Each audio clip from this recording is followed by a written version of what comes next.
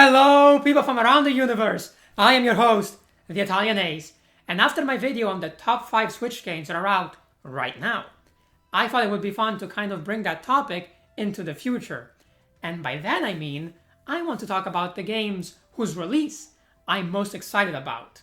Now, this video will basically only cover Switch games, although there is one small exception to this rule, and that is because, well, I feel like as Pokemon fans, the Switch is kind of our go-to console right now, so it just makes more sense to cover that.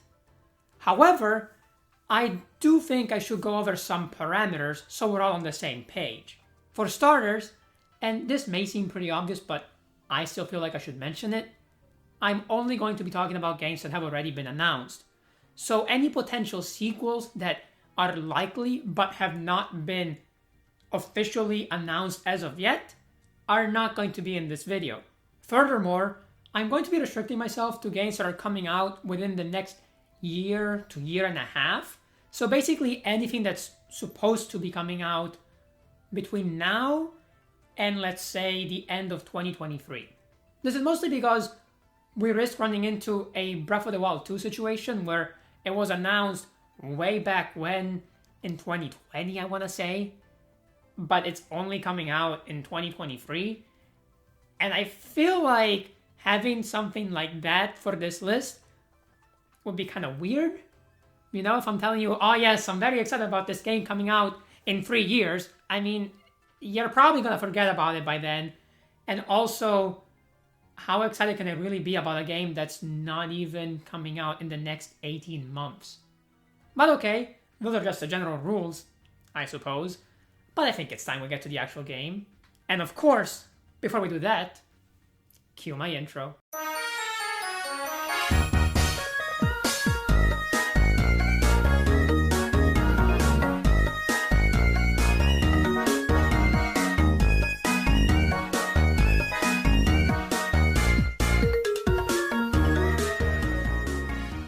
So I'm going to be starting this off with probably the most obvious choice for anyone who knows anything about this channel, and that is Pokemon Scarlet and Violet. Because there's a reason I've been covering these games so much, and also hypothetical gameplay mechanics that they're going to introduce, and rumors and leaks and all that. And that reason is, I'm just super excited about them being released.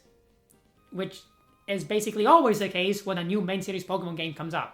And honestly, from what we've gotten so far for Scarlet and Violet, and that is mostly the starters and the fact that it's going to be open world, this is one of my most anticipated Pokemon releases, period. I don't think it reaches the heights of Legends Arceus yet, or maybe even Sun and Moon, because yes, I love Sun and Moon, and I loved it when it was first announced as well. But it's up there. Like, I think this could be a really, really great game. We just have to wait and see.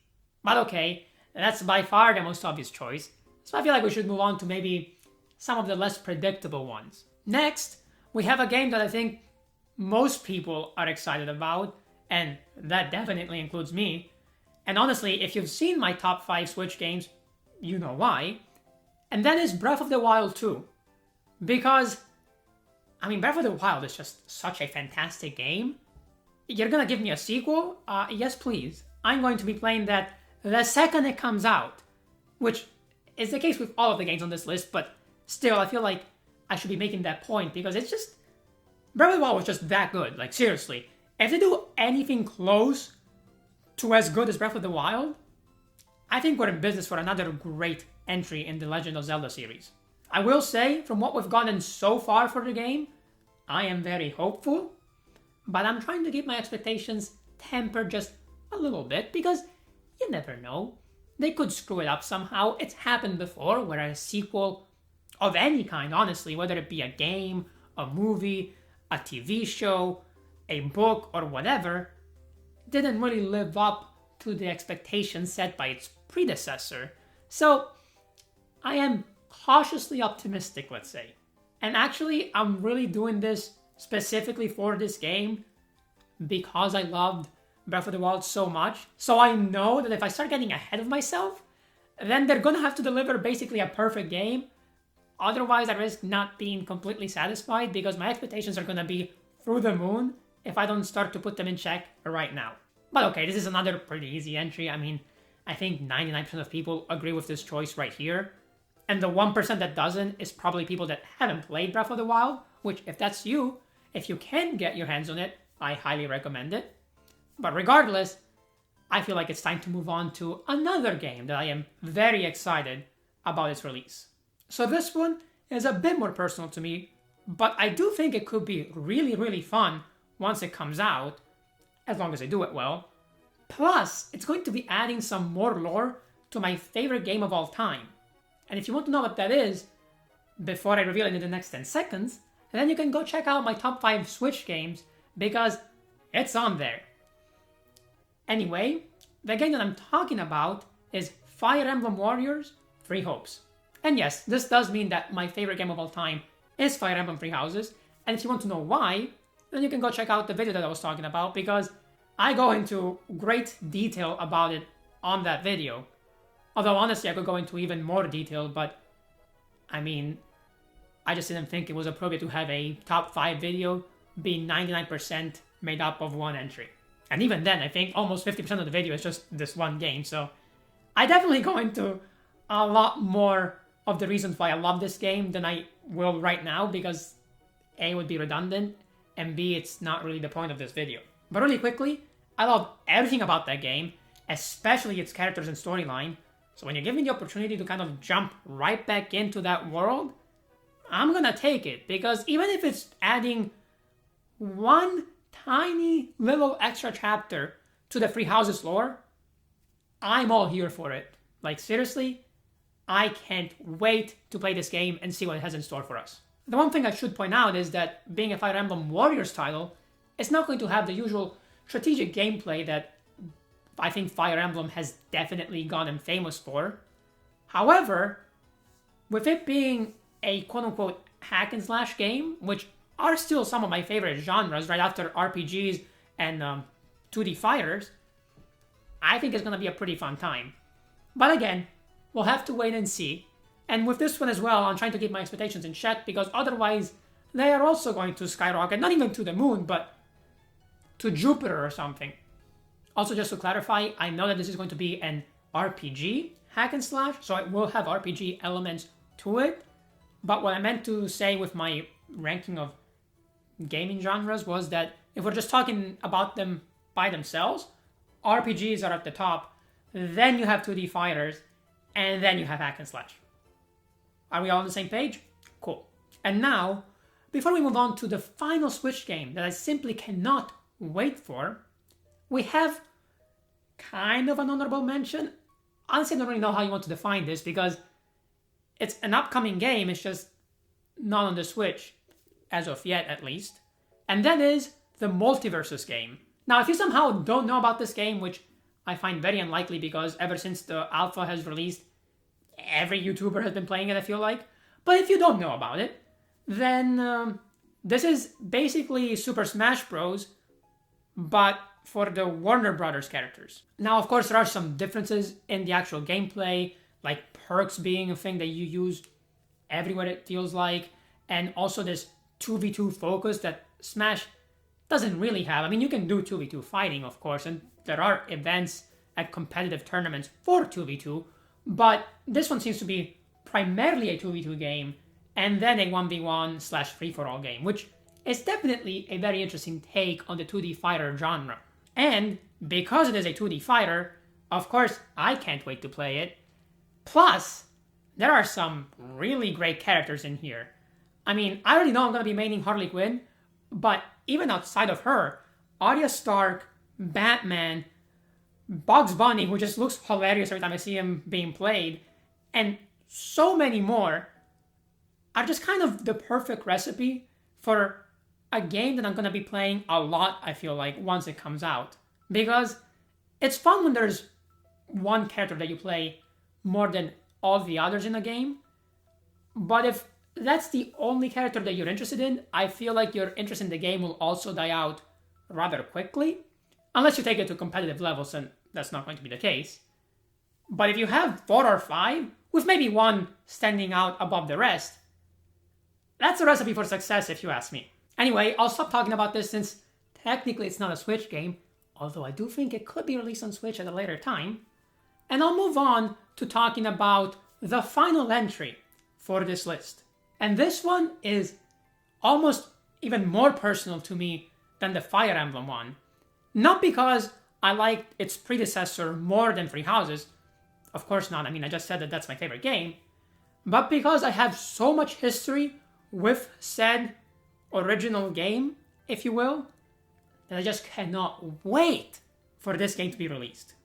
And the game I'm talking about is Mario Strikers Battle League. Okay, so for anyone who doesn't know, which if you've been around the channel for any extended amount of time, I feel like you do know, but just in case you're either new or you don't remember, I love soccer slash football slash the beautiful game slash whatever you want to call it. I call it calcio because I'm Italian, but I think almost no one outside of Italy knows that that's what we call it, so we'll stick with football for the sake of this particular segment. And I also love Super Mario and all of his games and all the different iterations of his games. So when you combine the two, there's a very good chance I'm gonna love that game as well. And that was definitely the case with the original Mario Strikers for the Wii. Now I know that technically there's a Mario Strikers for the GameCube, but I never had a GameCube, so I've never played that Mario Strikers. But I have played the Wii one extensively, as in a lot of time, spanning over a decade in terms of when I started playing it to right now. And this is one of those games that I almost never played by myself, but almost always played with friends. So kind of in a similar vein to Super Smash Bros, if you will. Because it's fine to take on the computer and do the tournaments on your own, but what's even more fun is to have your friend join you in taking on those tournaments and have all of that chaos ensue from you taking on some of the most ridiculously unfair bosses that you could have in a sports game, I feel like. So for a bit of background, I first started playing this when I was a kid in Italy, back in 2010, I feel like. And I think that's actually the exact year, so not even I feel like, that is it. And I remember struggling a lot with one of my friends there to beat the Diddy Kong Cup, as I like to call it. I know it has another name, but it's the one where you face Diddy Kong off at the end. The main reason for that being that Diddy Kong could just kind of pseudo red card one of your players. I say pseudo red card because when you got a red card in that game, you did come back eventually. But when you combine it with a stage that also took out random players from both teams, sometimes you would literally have Diddy Kong by himself without anyone else, it felt like, and he would just be charging up his Super Strikers shot and then would just hit you with the 6 balls on orange, and you're like, okay, like, this is ridiculous, alright? This is, come on, what are we doing here? In fact, it wasn't until I came to the United States and I started playing this game with another one of my friends, actually some 6 years later, I think it was, in 2016, that I finally beat the Diddy Kong Cup with, again, one of my friends helping me out. Now again, I'm sure that if I played it a lot by myself, I could have beaten Diddy Kong before then, but I don't know, this game just felt so much more fun when you played with your friends that I almost never wanted to play it by myself because I knew I wasn't going to enjoy it as much as I was when I was playing it with one of my friends. Especially since the friend that I play this game with right now lives in New Jersey, which is not where I live, so we don't see each other all the time, and it's kind of a special occasion when we get together and play this game. But anyway, after we beat Diddy Kong in 2016, we tried taking on the Pity Piranha Cup. And that one took forever. Like, forever. I mean, again, he would only be here around winter break most of the time, so we only played this game the one time per year. But we would play a lot when he was here. Usually, and this is because we were crazy high school / college people, we would play it like from 12 a.m. to 5 a.m. for 2 or 3 nights in a row, which was both really fun and kind of exhausting. But like, regardless, it took so long to beat the PD Piranha Cup. I think it took until 2019, right before the pandemic started, which is just ridiculous to think about.